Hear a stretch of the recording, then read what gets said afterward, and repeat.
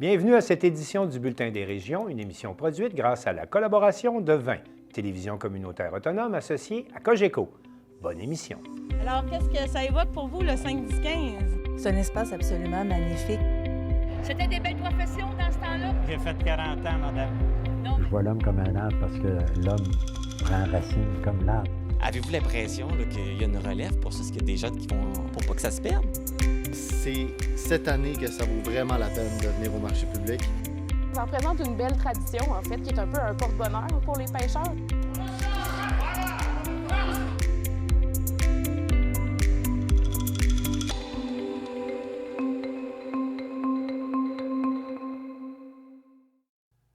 Encore cette semaine, on a des nouvelles pour vous qui proviennent de partout au Québec. Au sommaire, les motoneigistes de Montmagny-Lillet sont pris en otage par l'industrie forestière. À Baie-Saint-Paul, 9 mois après l'inondation, des sinistrés témoignent des difficultés rencontrées pour rénover leur maison ou encore obtenir un permis de démolition. À Percé, la dernière séance du conseil municipal a permis une franche discussion sur la civilité et le respect lors des périodes de questions avec les citoyens.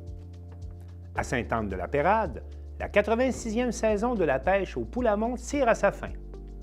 Dans la Naudière, 3 entreprises unissent leurs forces pour mettre en marché des charcuteries de porc de grande qualité issues d'une vision écologique. Les étudiants de l'école secondaire de Soulanges s'initient à l'intelligence artificielle. À Plessisville, une initiative originale pour valoriser le français auprès des jeunes. Félix Audette, un jeune joueur de soccer de Bonaventure, réalise un rêve en participant à un camp organisé par le Real Madrid. Mais pour commencer cette émission, rendons-nous d'abord à Pessamit, où le conseil de bande de la nation Innu a signé une entente cadre historique avec Hydro-Québec et le gouvernement du Québec. Un reportage de Joanny Godreau de la télévision du Littoral. Ça fait plusieurs années qu'il n'y avait plus de négociations, qu'il y avait des conflits, des chicanes qui étaient là depuis plusieurs années. Et je veux dire merci à tout le conseil de bande de dire on a tous un devoir de travailler ensemble et on le fait d'une façon novatrice parce que non seulement cette entente cadre est entre le gouvernement du Québec et la nation Innu de Pessamit, mais aussi avec Hydro-Québec. En conférence de presse le 15 février au Centre communautaire de Pessamit, M. Legault a soutenu vouloir développer des partenariats financiers avec la nation Innu. Selon lui, le montant de 45 millions faisant partie de l'entente n'a rien à voir avec le passé. Pour le premier ministre, il s'agit d'un début à de futurs partenariats financiers qui bénéficieront au gouvernement et à la Première Nation. De son côté, la chef de Pessamit, Marielle Vachon, témoigne que les négociations ont été un travail ardu. Lorsqu'on s'est assis pour la démarche du 45 millions, ça a été très ardu pour les collègues qui sont ici, qui ont travaillé. Il y a nos aviseurs juridiques qui participaient beaucoup. Je pense que le travail a été très, très ardu. Je crois qu'ils ont mis beaucoup d'heures dans le travail. Ils n'ont pas donné juste quelques heures. C'est quand même des travaux de fin de semaine qu'ils ont fait. Même, je crois qu'à Noël, ils travaillent encore. Et je les remercie aussi particulièrement. Je crois qu'on se doit d'être fiers d'être Innu. On a les compétences pour pouvoir négocier avec les gouvernements et nous faire entendre, comme je disais, nous faire entendre et nous faire écouter ou nous écouter ou nous faire entendre. Pour le PDG d'Hydro-Québec, Michael Sabia, l'entente qui vient d'être signée est un pas dans la bonne direction. Lors de ma première visite à Pessamit, quand j'ai rencontré Chef Vachon et plusieurs membres du conseil de bande, vous m'avez offert des mocassins. Et selon moi, c'était un symbole significatif, celui du potentiel de bâtir une relation plus forte, un pas à la fois, si nous marchons ensemble. Aujourd'hui, selon moi, nous prenons un pas ensemble, un grand pas. Un pas vers le type de partenariat, et le mot est tellement important, le type de partenariat que nous voulons bâtir avec toutes les communautés autochtones à travers le Québec. Ce dernier ne nie pas les enjeux qui viennent du passé, mais pense à l'avenir. Il affirme d'ailleurs que cet accord permet de commencer les discussions sur des éoliennes et d'autres projets qui seront les meilleurs pour la communauté. Selon M. Sabia, on entre dans une nouvelle ère entre Pessamit et Hydro-Québec. Cet entente cadre qui s'est négocié sans la consultation des membres de la communauté Innu a suscité des inquiétudes. Un résident, Jérôme Charles Saint-Onge, a d'ailleurs levé le ton en montant des barricades jeudi matin afin de bloquer les 2 entrées de Pessamit aux personnes non autochtones. Les policiers sont finalement intervenus avant l'arrivée du premier ministre.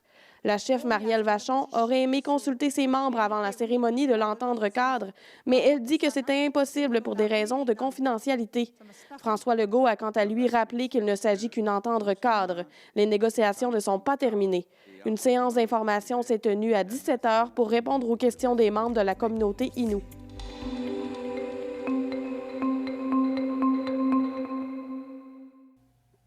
Je vais maintenant rejoindre Marie-Ève Lamonde de CEMA TV, parce que dans la région de Montmagny-Lillet, les motoneigistes sont pris en otage par l'industrie forestière et on veut en savoir plus long. Alors, Marie-Ève Lamonde, bonjour. Bonjour Martin. Effectivement, vendredi dernier, j'ai reçu un appel de la Fédération des clubs de motoneigistes du Québec pour nous informer que tous les droits de passage dans Montmagny-Lillet ont été retirés. La décision a été prise par l'Association des propriétaires de boisés privés des Appalaches et M. Bruno Aubé, qui est administrateur pour la région de Chaudière-Appalaches de la Fédération des clubs de motoneigistes du Québec, précisait que c'est important que les motoneigistes ne circulent pas sur les sentiers qui sont présentement fermés parce que des amendes pourraient être émises, bien sûr. Puis on pourrait perdre des droits de passage éventuellement pour les années à venir. Marie-Ève, comment se fait-il que les pistes sont maintenant fermées? Bien, c'est très, très simple, puis en même temps, c'est compliqué.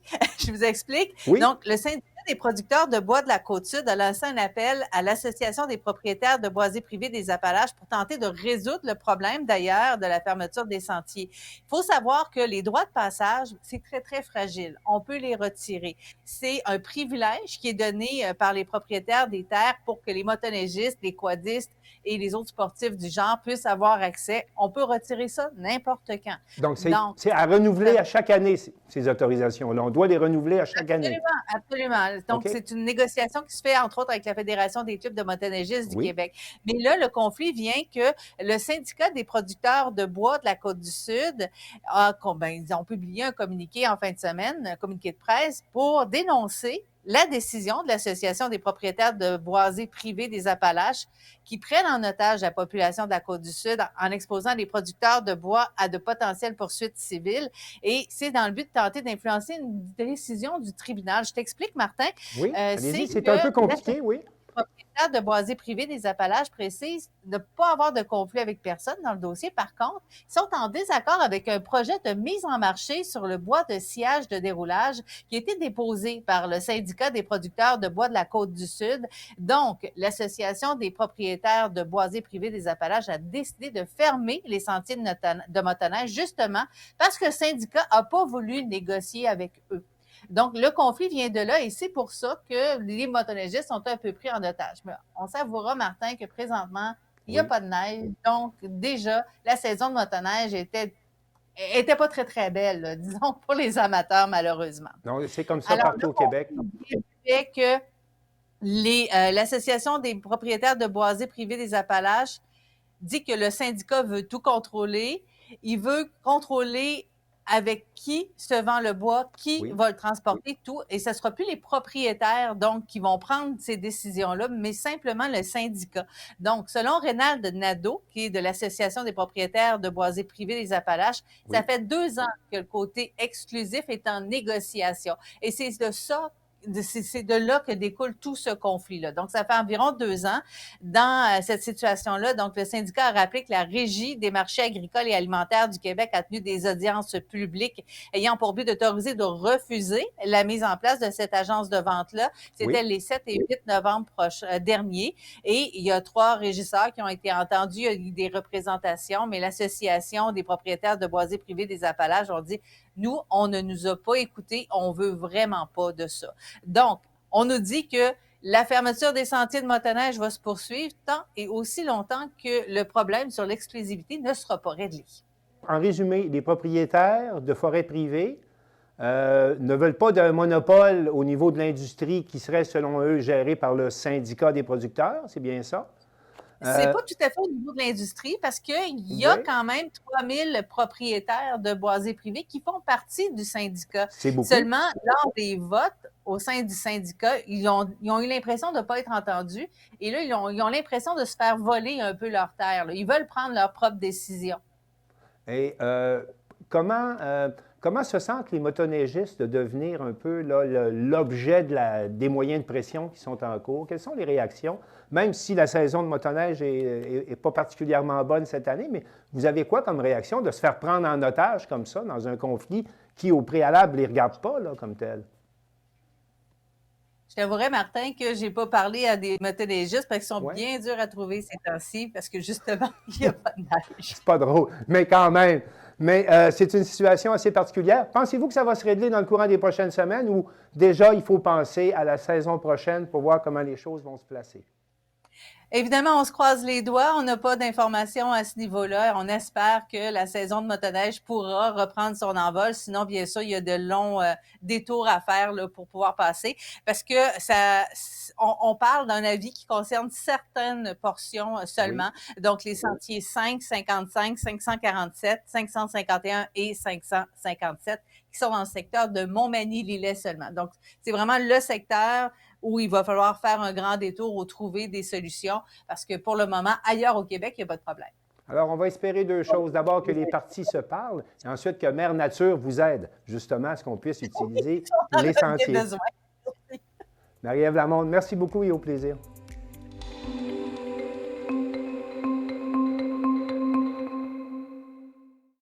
Des sinistrés des inondations du 1er mai dernier à Baie-Saint-Paul ont participé au dernier conseil de ville de leur municipalité. Ils ont témoigné des difficultés qu'ils rencontrent avec la sécurité publique pour obtenir des fonds pour rénover leur maison ou encore des difficultés rencontrées dans l'obtention d'un permis de démolition. Un reportage de Lydia Duchesne de TVCO.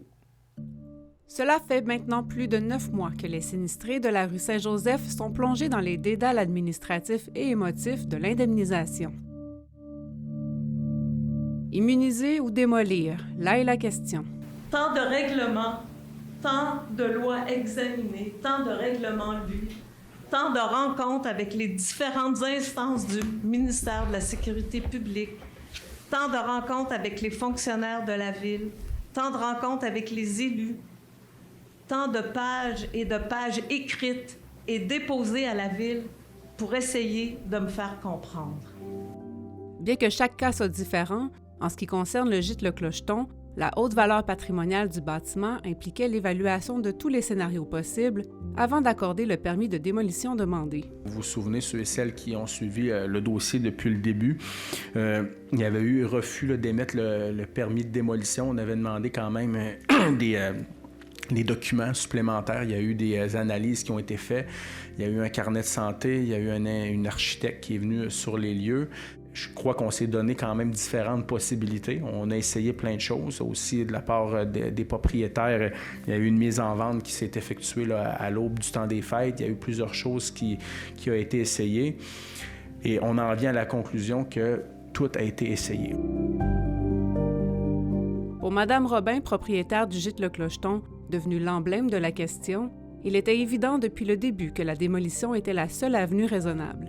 Enfin, les élus de la ville ont réfléchi, ils ont lu, ils ont écouté et ils ont pris, je pense, la seule décision sensée en fonction des coûts énormes pour immuniser et restaurer cette belle maison de la rue Saint-Joseph. En ce lundi 12 février 2024, l'annonce est faite.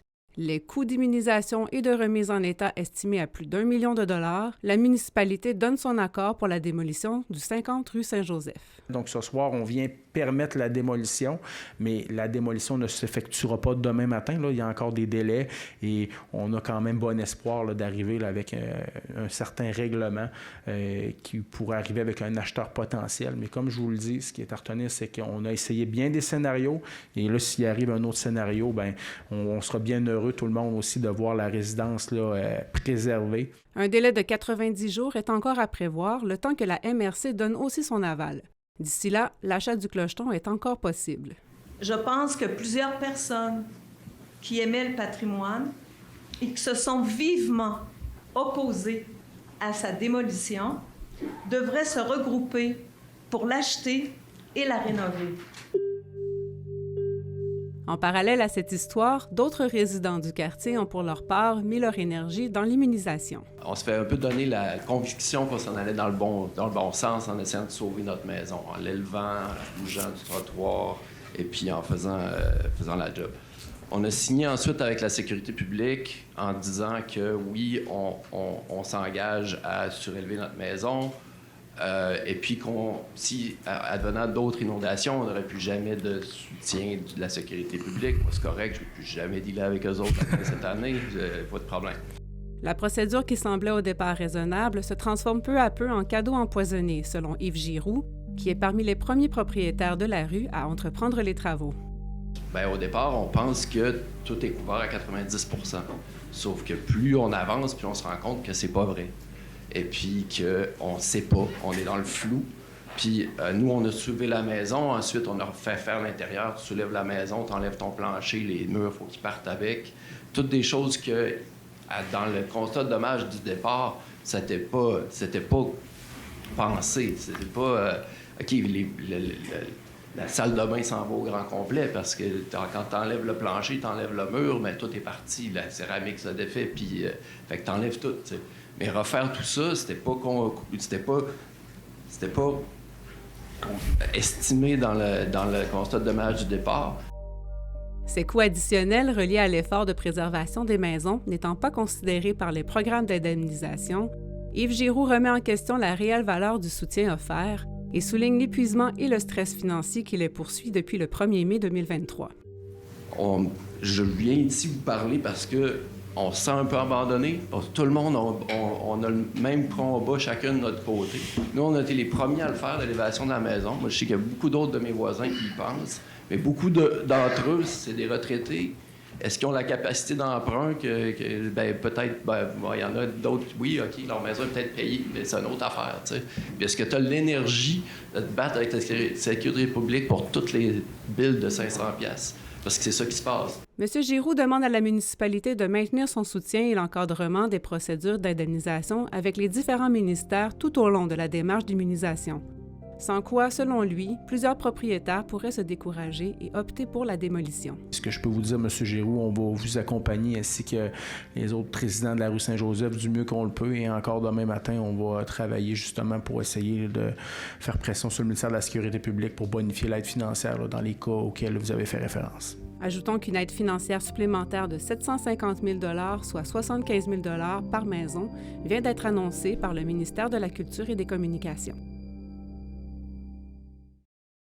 Thierry Haroun de la télévision du Rocher-Percé dresse un bilan de la dernière rencontre du conseil municipal de Percé le 6 février dernier. Il a été notamment question de civilité et de respect lors de la période de questions des citoyens. La dernière séance municipale à Percé a été, entre autres, l'occasion tant pour la mairesse Cathy Poirier que pour les citoyens présents de remettre les pendules à l'heure face au manque de bienséance lors de la période des questions depuis quelque temps. Si d'entrée de jeu, la mairesse a tenu à féliciter les organisateurs de la 15e édition de la Journée de la Marmotte à Val d'Espoir, de même que les commerçants de Percé qui demeurent ouverts ces temps-ci, ce qui, selon elle, rend la vie plus agréable dans le village, elle a tenu à rappeler que le décorum, le calme et la civilité doivent être de mise, histoire d'assurer la bonne marche de la séance. À cela, un citoyen, lors de la période des questions, a repris la balle au bond en critiquant la mairesse quant à ses propres agissements, un échange qui a mené à une certaine concorde entre les deux. Enfin, un commerçant a à son tour tenu à remettre les pendules à l'heure en critiquant le comportement de certains citoyens, en saluant l'idée de la redevance touristique, prenant ainsi le contre-pied des commentaires émis lors des séances précédentes, et en vantant le travail des conseillers municipaux qui, pour un en particulier, a été pour le moins écorché. Voici mon reportage. Je voudrais féliciter, vous savez, le 2 février dernier, il y avait une activité sur le territoire de Percé, donc notre Fred de la Marmotte nationale qui était à Val-d'Espoir vendredi matin. Donc, je tiens à féliciter évidemment les bénévoles, les organisateurs de l'événement. C'est toujours agréable de voir les gens, d'être disponibles sur place. Il y avait une belle participation. Et pour la première fois, il ne faisait pas trop froid cette année. Donc, on est très contents. Puis, je tiens à féliciter les gens pour ce moment. Tant qu'être dans les félicitations, je tiens aussi à féliciter les commerces de Percé qui sont ouverts cet hiver. J'en ai pas parlé depuis les derniers mois, mais dans les dernières fins de semaine, je fais du marché à Percé le dimanche après-midi pour constater qu'il y a des voitures de stationnées partout, il y a des gens qui marchent sur la promenade, il y a des gens qui marchent sur le quai, il y a des gens au pavillon des Grandes Marées, au parc des Loups-Marins, il y a des gens qui sont dans les commerces, je ne vais pas les nommer, mais les commerces qui sont ouverts. Donc, encore une fois, j'ai trouvé ça les dernières fins de semaine super agréable de constater cette belle achalandage-là. C'était beau, c'est agréable de voir ça. Ça fait longtemps qu'on n'a pas vu autant de gens circuler comme ça en plein fin janvier, mois de février. C'est un petit salut que j'ai envie de faire pour dire bravo à ces belles initiatives. En dernier lieu, j'ai envie de revenir un peu sur la séance du mois de janvier dernier, pas du mois de juin, pardon, du mois de janvier dernier, où on a senti beaucoup d'envolées dans la salle.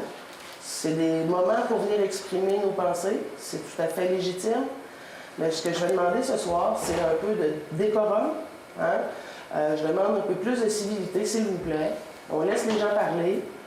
J'aimerais bien qu'on me laisse répondre quand il y a des questions qui me sont adressées. Et on va laisser le temps aux gens de parler, ça va de soi, mais s'il vous plaît, on reste calme. C'est plus agréable pour tout le monde.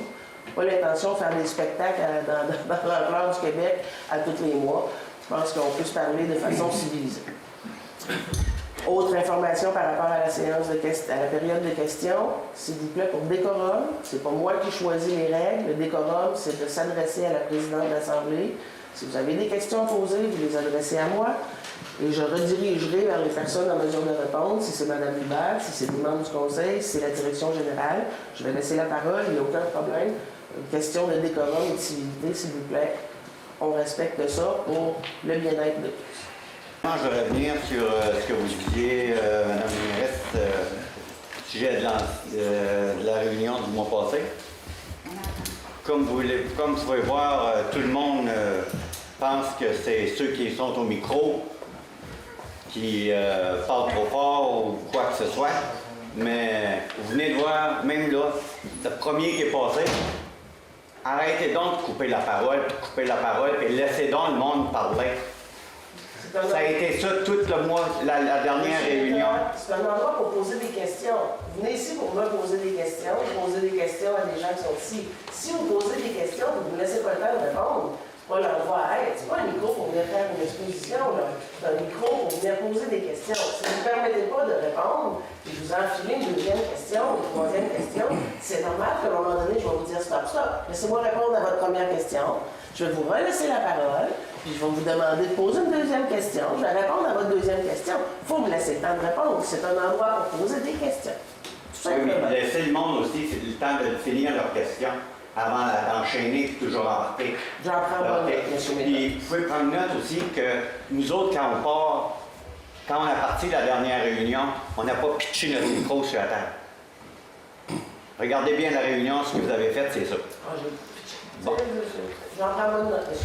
Merci beaucoup. Pour ceux qui ne savent pas, je me présente Jean-François Nélès, je suis copropriétaire de la microbrasserie Pit-Caribou, ancien conseiller municipal, et je conseillerais fortement certains citoyens à se présenter pour savoir c'est quoi le rôle d'un conseiller, ainsi d'un maire. Un conseiller, c'est pas seulement 2 réunions par mois, c'est des réunions plusieurs fois par semaine. Quand vous faites le budget, c'est jusqu'à 5 à 6 fois par semaine. Donc, si la personne ne se présente pas une fois par mois, ça peut arriver, comme dans n'importe quel travail, comme n'importe quel entrepreneur a des employés. Une autre chose que je trouve un peu spéciale, excuse-moi, je vais faire mes commentaires, je vais poser des questions par la suite. J'ai laissé beaucoup de temps ce soir pour les commentaires, alors vous avez... Oui, j'ai jamais vu ça, c'est la première fois que je vois ça, mais je trouve ça le fun. Tu sais, on a eu la chance de pouvoir faire une redevance touristique à Percé. Au lieu d'avoir des gens qui ont voulu travailler en équipe, on a des gens qui ont été contre la mairie, contre la mairesse, on s'est attaqué à la mairesse. Sincèrement, moi je trouve ça déplorable. Percé, on a 500 000 personnes qui viennent par année. Est-ce que tu as donné à la redevance, toi? Hein? Est-ce que tu as donné à la redevance? Donne-moi 2 secondes, le temps de finir, je vais tout te donner le montant, si tu veux. Puis on peut te les chercher. Les redevances, là, la redevance aussi en tant que telle, est-ce qu'elle est louable? La réponse est oui. Est-ce que le modèle qui était proposé est améliorable? La réponse est oui aussi. Par contre, c'est qui a levé la main, qui s'est assis et qui a décidé on va travailler ensemble? C'est qui a voulu travailler, donner un coup de main à la mairie? Non, regarde. As-tu écouté toutes les réunions, toi? As-tu écouté toutes les réunions, toi? Ça choque, as-tu vu? Vous asseoir, s'il vous plaît. Vous avez viens ici à c'est la première fois que je te pose. Regarde, écoute, moi ce que je dis, il y a une solution. Oui, on était si on a mesure de trouver une raison, des raisons c'est facile. On a une possibilité, il y a des villes comme la ville de Mont-Tremblant qui utilisent la redevance touristique. Y a-tu bien des citoyens qui se plaignent de ça? Y a-tu bien des touristes à Mont-Tremblant qui ont arrêté de faire du ski? C'est pas de mes budgets. Oui, mais écoutez. Oh, monsieur Mont-Tremblant, on va faire pas ça à Percé. Monsieur Passant, vous avez respecté quand vous êtes... Oui, mais là, on va faire un éléphant contre un chat. Faut se donner une chance un peu à Percé. On a 500 000 touristes. Est-ce que c'est aux 3 200 citoyens qui payent des taxes municipales de payer pour les 500 000 touristes? Est-ce que les touristes peuvent contribuer? À partir de cette prémisse-là, est-ce qu'on peut travailler et bâtir là-dessus? La réponse, c'est oui. Est-ce qu'on l'a fait? Est-ce qu'on a du travail de part et d'autre? Je pense pas. OK? Une chose. Deuxième chose, on veut faire du développement à Percé. Pourquoi? Parce qu'on veut chercher des revenus. Des revenus, on a les taxes municipales, on a les taxes des entreprises, on a des subventions quand on fait des projets, par exemple le développement du Piémont. Le montant qu'on va avoir en octroi pour pouvoir développer la rue, c'est combien? 650 000, grosso modo. Est-ce qu'on peut se passer de ça puis aller à un règlement d'emprunt qu'on vient d'arriver en 2016? Est-ce qu'on peut vraiment s'en aller sous ciel une autre fois? La réponse, c'est non. Pourquoi? Parce qu'en faisant venir des commerces, en attirant des gens, on fait chercher des revenus, on devient attractif. Le problème qu'on a à Percé aussi, c'est d'attirer des familles. On a des familles qui ont besoin de venir créer des emplois. Nous, dans notre emploi chez Pitt-Caribou, on a créé plusieurs emplois. Il y a beaucoup de jeunes familles qui sont venues chez nous. C'est des victoires qui arrivent à la ville de Percé.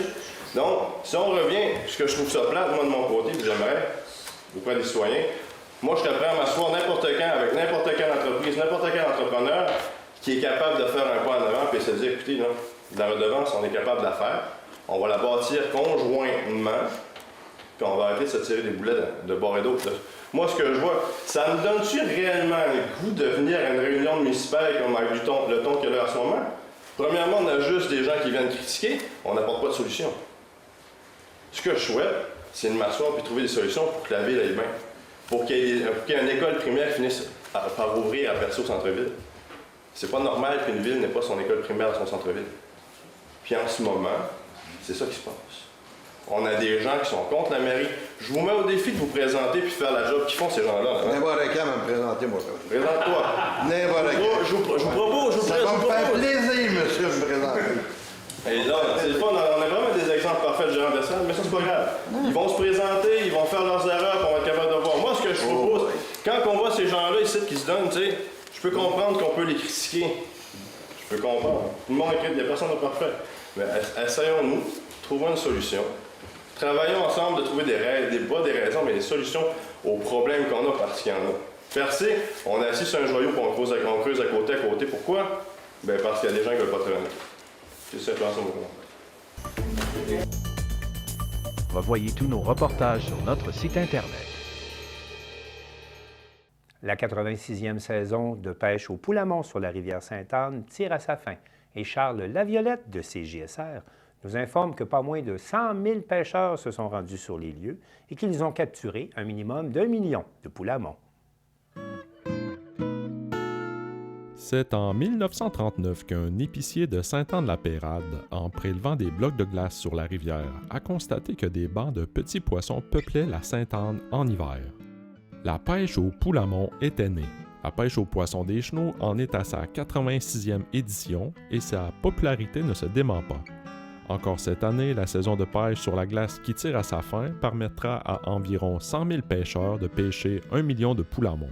Nous avons rencontré Steve Massicotte, porte-parole de l'Association des pourvoyeurs de la rivière Sainte-Anne. L'Association des pourvoyeurs, c'est 19 pourvoiries. C'est sur environ 2 km de rivière. C'est 340 chalets qui sont installés. Donc, c'est de la pêche qui se fait autant de jour que de nuit. Donc, c'est de 8 h le matin à 6 h le soir ou de 8 h le soir à 6 h le lendemain matin. Donc, les gens pêchent à l'intérieur des chalets de pêche. Donc, vraiment, il y a un petit poêle à bois, il y a les lignes de fournis, souvent divan, table et chaises. Donc, c'est très confortable.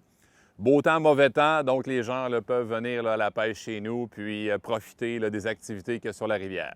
Nous, ici, ça a commencé en 1939. Donc, dans le fond, c'est un épicier qui est descendu sur la rivière pour prendre des blocs de glace et s'est aperçu qu'il y avait du poisson dans la rivière et on commençait à pêcher. Les gens arrivaient par train, c'était les cabanes embarquées avec des chevaux.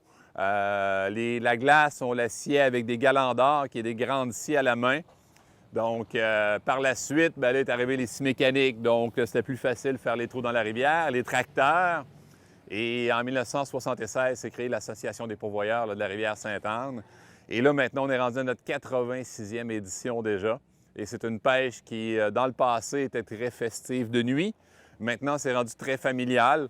Donc, c'est le jour, les samedis de jour, dimanche de jour, plein de familles, plein de jeux gonflables, partout. Là, les gens peuvent s'amuser, patiner. Donc, c'est pas juste de la pêche, mais c'est aussi là, des activités plein air.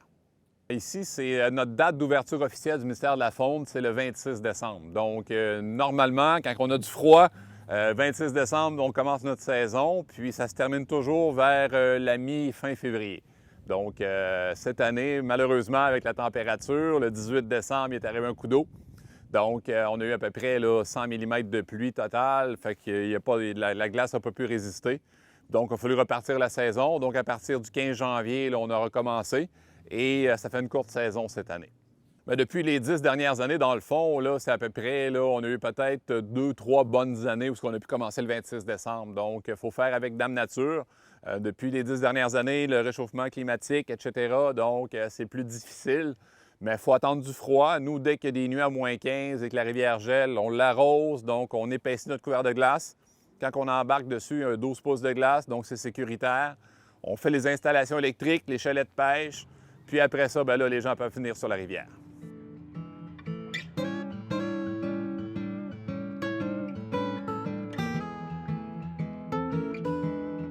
Sur la rivière Sainte-Anne, c'est par centaines de millions de petits poissons des chenaux là, qui rentrent à partir à peu près du 10 décembre jusqu'à la fin février. Donc, puis dans ces centaines de millions de poulamons, on en pêche environ dans l'hiver à peu près 1 million. On prône beaucoup la remise à l'eau pour préserver l'espèce. Et les plus gros spécimens, les gens peuvent les garder, puis les consommer, faire des recettes avec. La semaine passée, on a cuisiné, on a fait même des burgers de poulamon. Fait que vraiment, il y a plein de choses à faire. On fournit un petit livre de recettes et un petit pamphlet comment arranger notre poisson. Dans une année normale, on va chercher 100 000 visiteurs. C'est des retombées économiques pour environ 6 millions pour la Mauricie. Donc, écoute, c'est des gens qui vont dormir ici, qui vont aller consommer dans les restaurants, qui vont bouger, qui vont faire bouger la municipalité. C'est beaucoup le 514-450, donc tout le secteur de Montréal et les environs. Sinon, on a beaucoup aussi de Québec, de Trois-Rivières, de la Mauricie aussi, c'est important. On a une clientèle aussi asiatique qui vient du quartier chinois de Montréal, qui vient aussi de Toronto. Donc, on a une belle clientèle russe aussi qui vient. Donc, pour nous, c'est vraiment, on a des gens de peu partout à travers le Québec, du Canada et on a une clientèle aussi internationale. Les gens adorent ça quand ils arrivent. Puis il y a plein d'activités. Plein d'activités sur la glace. Puis en fin de semaine, on avait un violoniste, on avait un guitariste. Il y a de l'ambiance toute la fin de semaine. Là, Roger, on va avoir de la visite.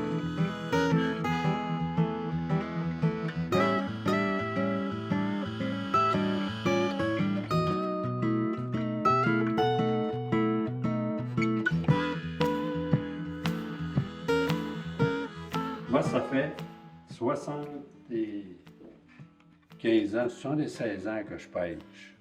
Quand j'ai commencé à pêcher, j'avais 5 ans. Puis là, j'en ai 81. Si tu mets des personnes qui ne s'occupent pas de leur ligne, là, qui ne changent pas leur foie, ben, tu vas rester avec très peu de poissons. Ça, c'est du foie de l'art. OK, merci. Non, mais...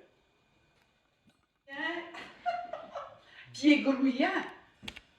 Voilà. Puis l'association demande quand le poisson n'est pas blessé et puis qui est petit. Il appelle ça la remise à l'eau. Alors, lui, je le retourne, il n'est pas blessé du tout. Oh, il est reparti. Bien, nous, dans le fond, écoute, c'est notre dernier week-end, donc on invite les gens. Il reste encore de la place le samedi et dimanche, donc les gens viennent la fin de semaine. Sinon, regarde, aujourd'hui et demain, là, jeudi, vendredi, il reste de la place aussi. Donc, vraiment, on veut finir ça en beauté. Il va faire froid, il va faire beau. Donc, les gens viennent voir ici à Saint-Anne-de-la-Pérade, qui visitent lespetitspoissons.ca pour avoir plus d'informations. Imaginez des porcs nourris au tourteau de noisettes, c'est ce que vous voyez à l'écran, et dont la viande est transformée en fine charcuterie, le tout dans une démarche respectueuse de l'environnement. C'est ce que réalisent 3 entreprises de la Naudière, nous rapporte Daniel Yvon de CTRB. C'est vraiment une vision nouvelle de ce qu'on propose au niveau de la mise en marché d'un produit agricole responsable du début à la fin. Donc, notre collaboration a été possible grâce à une vision en commun, une vision de rigueur, une vision d'authenticité et une vision d'excellence. Ça nous a fait réaliser que nous étions en mesure d'additionner nos efforts pour créer un projet encore plus grand que chacune de nos compétences. C'est là qu'un rêve est né. Au fil de nos diverses rencontres, on a développé une complicité et puis ça nous a permis vraiment de bâtir une relation solide. Et ça nous a amené à vouloir réaliser le rêve de produire des charcuteries qui rivalisent avec les meilleurs de ce monde. Tout simplement, ni plus ni moins. L'objectif est quand même très haut, mais on a tout en main pour pouvoir le faire. On a vraiment un terroir exceptionnel au Québec. Alors, il s'agit de mettre les efforts en commun pour atteindre cet objectif-là. On a planté des arbres il y a 16 ans. On a attendu, on récolte les noix.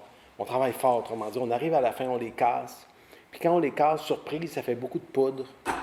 Puis cette poudre-là, on ne pouvait pas la perdre. Ça représente peut-être 1/3 de ce qui est mangeable qui tombe sous forme de poudre quand on casse la noix. Donc, on avait énormément de pertes. Puis on s'est dit, bien, cette poudre-là, on peut essayer de faire de l'huile avec. Donc, recherche, on trouve un presse-huile. On arrive à faire de l'huile qu'on vend maintenant ici. Puis quand on fait l'huile sort, mais il reste ce qu'on appelle le tourteau. Bon. Le tourteau, c'est le résidu de protéiné, très protéiné, mais sans lipides, parce qu'on a extrait les lipides, mais il y a beaucoup de protéines, il y a beaucoup de saveurs. Puis ce tourteau-là, on a fait des choses, on a fait des tests, par exemple de l'alcool, aromatisé, etc. Bon. Mais on en produit beaucoup plus que ce qu'on est capable de vendre sous forme, par exemple, d'aromates pour les alcools. Et là, le tourteau, la chance d'avoir dans la Naudière, à Saint-Cuthbert, des gens qui travaillent un porc d'une race exceptionnelle, qui sont ouverts d'ailleurs à ce partenariat-là, parce que c'est quand même à petite échelle. Donc, il faut avoir l'ouverture de dire, on va faire des tests, on va avancer, etc. Donc, on a fourni le tourteau, et voilà, c'était le début de l'histoire. Essayons de nourrir des porcs pour faire un peu comme le porc espagnol, ce qu'on appelle le pata negra, ou le jambon de Serrano, qui s'appelle par exemple jamón de bellota. C'est un jambon nourri, un cochon nourri au gland de chêne. Mais le gland de chêne, c'est pas très bon en bouche. C'est comestible, mais le principe est vraiment, c'est le gras de la noix qui se transmet. Mais actuellement, en travaillant avec le tourteau de noix et de noisettes, les saveurs qui sortent de ça sont vraiment exceptionnelles. Donc on a espoir vraiment d'aller chercher ces effluves-là, de les reconnaître dans la viande. Donc, nous, à la ferme Beauvais, on se spécialise dans l'élevage à l'ancienne. Et le porc, c'est le porc Berkshire qui a retenu vraiment toute notre attention. Donc, vraiment, on se trouve avec un porc d'une qualité exceptionnelle. Et puis, on fait l'élevage à l'ancienne. Ce porc-là est naturellement résistant. Ça nous permet de l'élever en plein air, sans hormones, sans antibiotiques, sans vaccins et sans médicaments. Dans le fond, la viande que ça produit est vraiment exceptionnelle aussi, très persillée, très juteuse, très savoureuse. Fait que c'est avec beaucoup d'excitation et un petit peu de crainte qu'on a introduit le tourteau. Donc, on a fait faire une analyse laboratoire assez poussée pour savoir les composantes puis essayer d'évaluer la digestibilité au niveau des porcs. Et puis, en consultant un nutritionniste à quelques reprises aussi, on a intégré ça dans notre ration de moulée, qui était déjà faite sur mesure avec uniquement des céréales et un peu de minéraux. Donc, le but, c'était vraiment de leur offrir le mieux qu'on était capable. Et puis avec le tourteau, là, ça n'a pas été long que les porcs ont eu vraiment un intérêt marqué. Maintenant, quand on nourrit les porcs, on leur lance des céréales, le mélange déjà préparé, puis ils en mangent un peu, mais ils attendent. Ils disent « Envoie-moi le bon stock, là! » Et puis quand on lance le tourteau, là, ils se garochent dessus. Et puis c'est un animal qui est très, très bien adapté pour ça. Comme vous pouvez le constater, le tourteau, c'est très, très dur. Ça sent très bon. Moi, j'en ai essayé d'en manger un peu, mais c'est trop dur. Là, on risque de se blesser les dents. Mais les porcs ont une dentition extrêmement résistante. Donc, eux, ils mangent ça comme des petits chewing-gums. C'est bien beau avoir le meilleur porc au monde, mais si on ne réussit pas à le transformer à sa juste valeur, le résultat reste pas égal à nos attentes. Et on connaissait Yannick Barrette, ici présent, et à notre avis, il fait les meilleures saucissons de la région. Alors, on a approché Yannick pour demander s'il voulait collaborer à ce projet-là. Puis, je vais le laisser vous parler un petit peu du procédé de transformation. Bien, c'est ça. Moi, en fait, de par mon enseignement, mon mentor, c'est un Lyonnais. J'ai travaillé qu'avec des Européens, une Bretonne, un Belge, deux Toulousains. Mon parcours, vraiment, est ce que la charcuterie doit être, artisanale. On ne travaille aucunement avec des bases industrielles. C'est de travailler avec des produits d'artisans lanaudois et québécois, des produits, que ce soit les fromages, les bières. Je travaille déjà avec un beau porc. On travaille avec... Moi, personnellement, mes produits, je travaille avec le porc de chez Cochon Sans Façon, qui est un très beau porc, mais qui est un porc qui est élevé à l'intérieur. Puis là aujourd'hui, c'est de travailler avec un Berkshire, avec un taux de gras quand même plus important, puis transmetteur de saveur, très fondant, avec une alimentation propre à ce cochon-là, de retrouver l'odeur que vous avez sentie sur le tourteau à la première bouchée de façon très naturelle, là, sans rajout, rien. Pour moi, c'est franchement intéressant. Puis quand ils m'ont approché, c'était sûr, certain que je voulais participer à ça.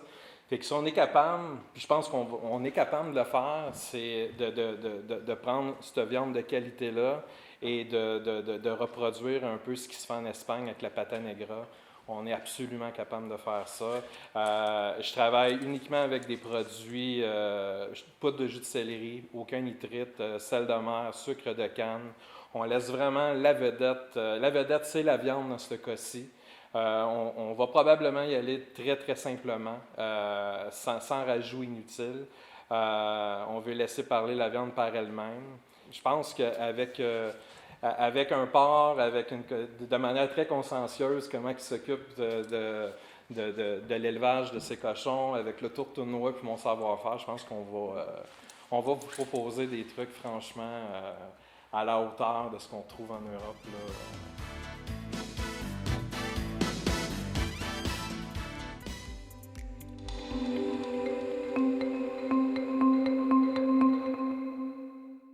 Chantal Bédard de CSUR.TV s'est rendue à l'école secondaire Soulanges pour échanger avec les étudiants sur les métiers du futur dans un contexte de développement de l'intelligence artificielle. Le 13 mars dernier, l'organisme Héros de chez nous s'est déplacé à l'école secondaire Soulanges afin de démystifier ce qu'est l'intelligence artificielle et les métiers du futur qui en découlent. L'équipe de C'est sur la télé était présente. Nous, on est là pour parler de concepts technologiques, de présenter aussi le monde de demain, comment il sera fait, parler aussi de choses comme l'intelligence artificielle, parce qu'aujourd'hui, on se rend compte que cette technologie est omniprésente dans notre monde, mais personne n'a vraiment d'informations sur tout ça. Expliquez-moi en quelques mots, c'est quoi l'intelligence artificielle, le IA? Aujourd'hui, l'intelligence artificielle, ça va être vraiment une machine qui a pour but d'imiter le fonctionnement du cerveau humain. Donc on va essayer de remplacer des capacités humaines par l'intelligence artificielle. Qu'est-ce qui vous a le plus surpris dans la conférence? Je dirais tout ce qu'il y a de fait sur l'intelligence artificielle. Je pensais pas qu'on était rendu là. C'est plus surprenant qu'on en a vraiment beaucoup dans la vie de tous les jours, puis on savait pas vraiment. Je vais peut-être être remplacé par un robot. Est-ce que ça vous fait peur un peu, cette situation-là? Qu'est-ce que ça vous crée comme sentiment? Je pense pas que ça pourrait arriver parce qu'honnêtement, les humains, peuvent pas être remplacés par ça, là.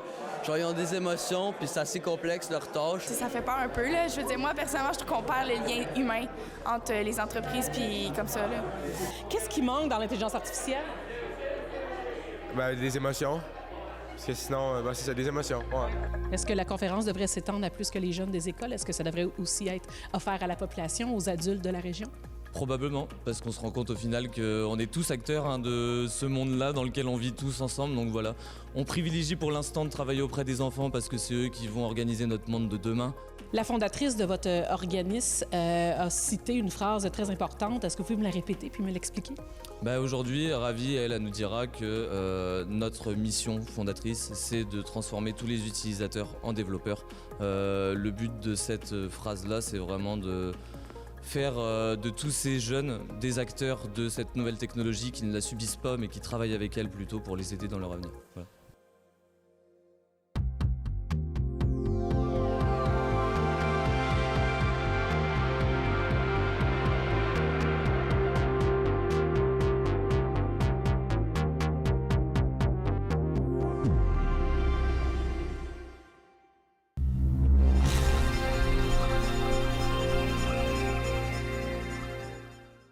Sylvana Suarez de la télévision de l'Érable nous présente une initiative originale qui s'intitule « Le français sur les planches » et qui invite les jeunes à participer à une pièce de théâtre.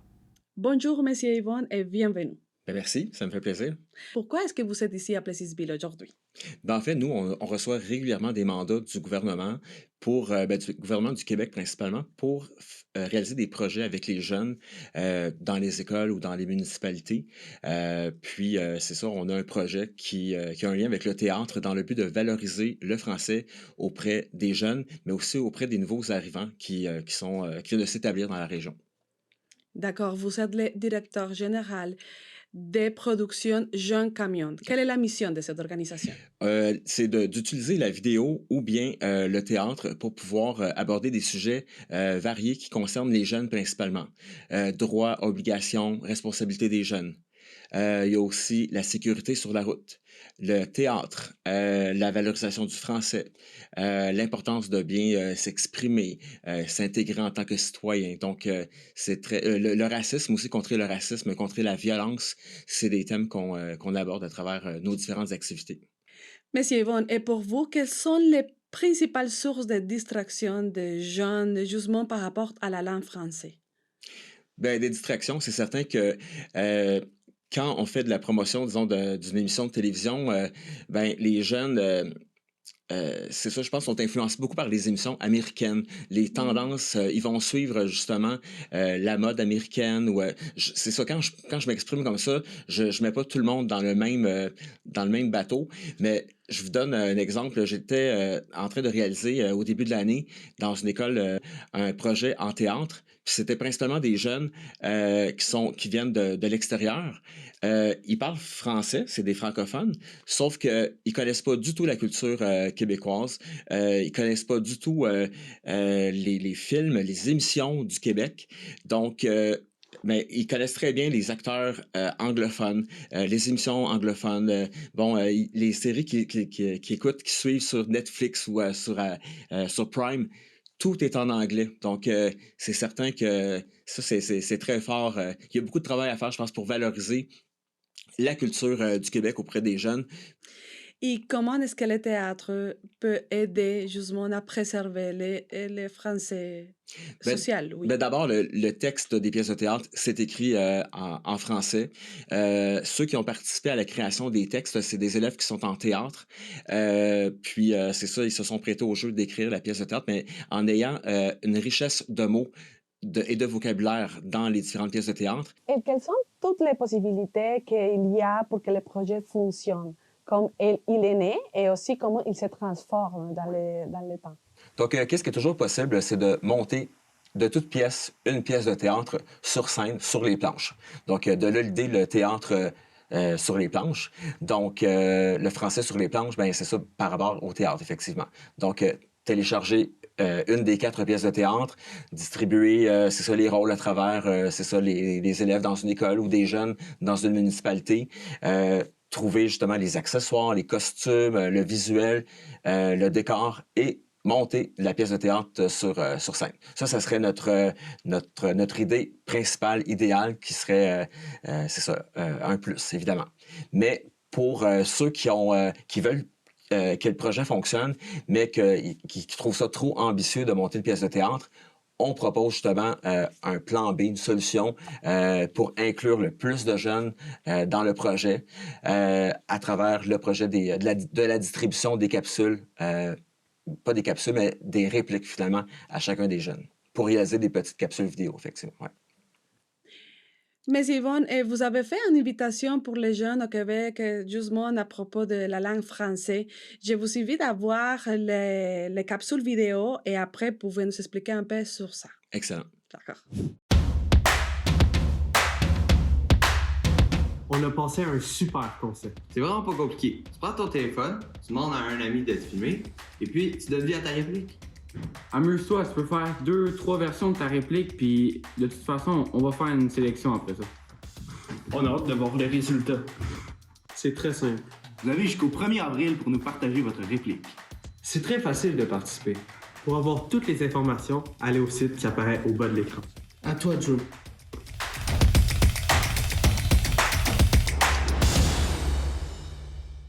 On a regardé déjà la capsule vidéo. Qu'est-ce que vous pouvez dire sur ça? Qu'est-ce qui En fait, ce qu'on veut que les jeunes gardent en tête, c'est que c'est simple à faire. Donc, nous, on va attribuer une réplique. Il y en a peut-être 5000 répliques à travers les 4 pièces de théâtre, principalement dans les classes de français, secondaire 1 à 5. Il y a même des classes en 6e année. Donc, l'idée, écrivez-nous. On va vous envoyer une réplique. Puis, comme c'est expliqué dans la capsule vidéo, demande à un ami où tu peux mettre le téléphone sur, c'est ça, un genre de petit trépied ou sur une tablette et tu te filmes pour qu'on puisse te voir en train de donner vie à ta réplique, mais essaie de donner le plus d'expression possible.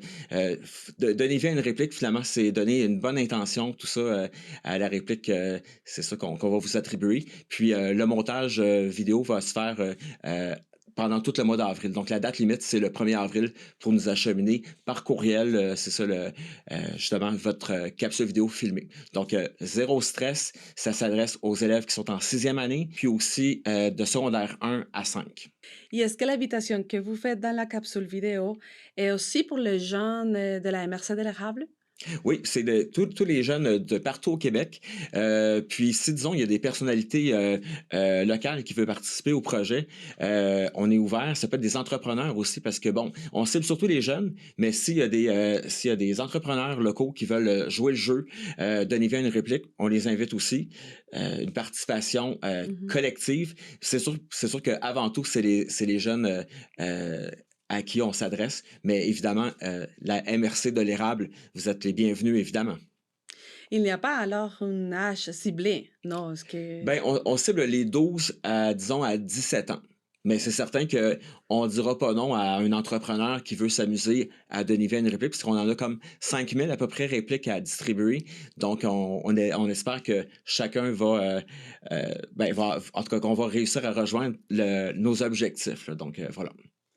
Et est-ce que les élèves qui veulent participer doivent avoir leur appui de l'école où ils étudient? Bien, idéalement, oui, mais sinon, ils peuvent le faire de façon autonome sans le mentionner à l'école. Ils peuvent le faire de façon autonome, il n'y a aucun problème. Mais vous avez cherché des subventions, des fonds pour faire les projets? Ah, le fonds qui nous supporte, c'est un fonds qui provient du gouvernement du Québec, donc dans le but de valoriser justement le français auprès des jeunes. Voilà. Mais c'est bon pour terminer, est-ce que vous pouvez donner un message à la population de la MRC de l'érable pour inviter les gens à participer? Je veux que les gens retiennent que c'est une activité qui est simple, c'est gratuit. Puis le site web, c'est le www.jaunecamion.com. Donc, il faut suivre le lien du projet Le français sur les planches.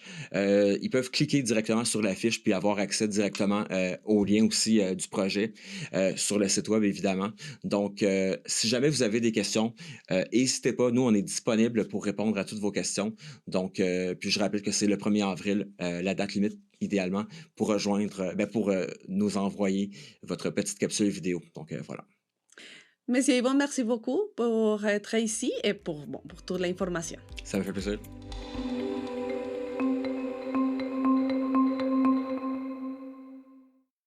À Bonaventure, Valérie Pinault de Télévague a rencontré un jeune joueur de soccer, le sympathique Félix Audet, qui a réalisé un rêve en participant à un camp organisé par la fondation du club Real Madrid. Ton aventure a commencé quand tu as vu que tu pouvais t'inscrire à un camp du Real Madrid à Québec qui était organisé par la fondation du Real Madrid. Comment ça s'est passé, ce camp-là? C'était super le fun. J'ai appris plein d'affaires. J'ai vu plein de monde que je connaissais pas. J'ai ajouté plein de monde sur Snapchat et tout ça. Puis j'ai vraiment beaucoup aimé mon coach parce que même s'il parlait juste anglais, il était vraiment comme de mon style, puis il m'encourageait. Le World Challenge, en fait, le camp de soccer de la Fondation Real Madrid, c'est un camp que le club du Real Madrid tient dans plusieurs pays au monde, environ une quinzaine de pays.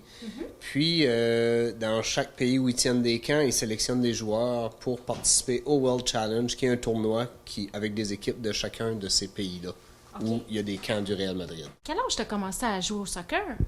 J'ai commencé à jouer au soccer à 4 ans. Sauf que à 4 ans, je trouvais comme... J'aimais ça, sauf que... C'est niaiseux, là, mais j'ai arrêté 1 an parce que j'aimais pas ça mettre mes pads en dessous de mes bas. J'aimais pas ça, je les mettais par-dessus parce que je disais là, mes pads sont belles, pourquoi je les mettrais pas au-dessus, tu sais?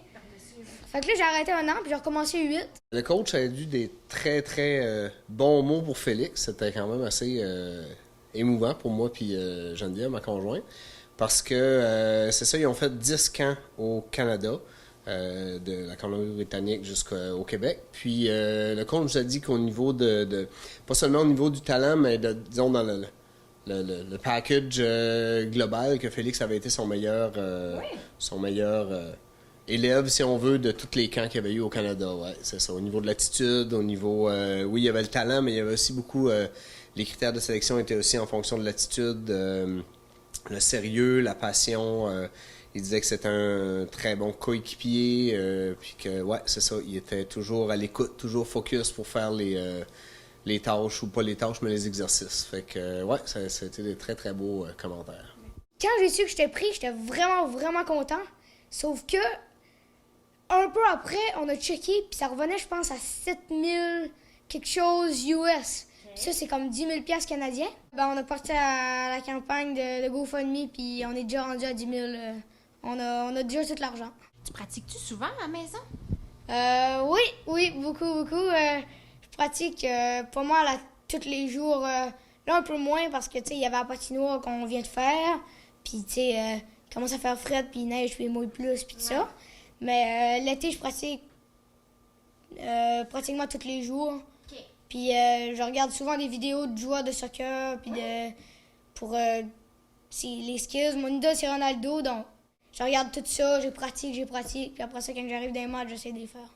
J'ai starté un comité soccer. En fait, c'est mon prof qui me l'a proposé. Puis moi, j'ai dit, c'est sûr. Puis là, on a pris 4-5 de mes chums. Ce qu'on faisait, c'est que tous les vendredis après-midi, dernière période, on passait dans les classes. Puis on prenait chaque inscription de soccer. Qui veut jouer au soccer dans la classe de Mme José? Qui veut jouer au soccer dans la classe de Mme Agathe? Ça. Ainsi de suite, dans toutes les classes de 6e à première année. Puis on faisait des équipes avec un horaire de terrain qui changeait à toutes les récrés. T'aurais-tu un message pour les autres jeunes qui ont une passion comme toi pour un sport? Ah oui. Comme, hésitez pas, puis même si vous êtes pas bon, jouez. Parce que moi, au début, j'étais pas bon. J'avais tout le temps les cheveux d'en face, puis je faisais jamais de but. Sauf que j'aimais ça pareil, puis je me pratiquais, puis je suis devenu plus bon, puis hésitez pas. Disez-vous pas « Ah ouais, mais lui, ça se peut qu'il me pousse, je suis plus petit. » Puis tu sais, je suis un des plus petits de ma gang d'amis, puis tu sais, je suis un des meilleurs aussi, là, tu sais. Puis regarde, Lionel Messi, c'est un des meilleurs joueurs de tous les temps. Puis il a 8 ballons d'or, mais il est grand comme mon père, il est comme 1,60 m, tu sais. Fait la taille, ça compte pas. C'est pas besoin d'être un gros bif de football pour jouer au soccer. Puis tant que vous aimez ça, jouez puis essayez. Merci, Félix. De rien.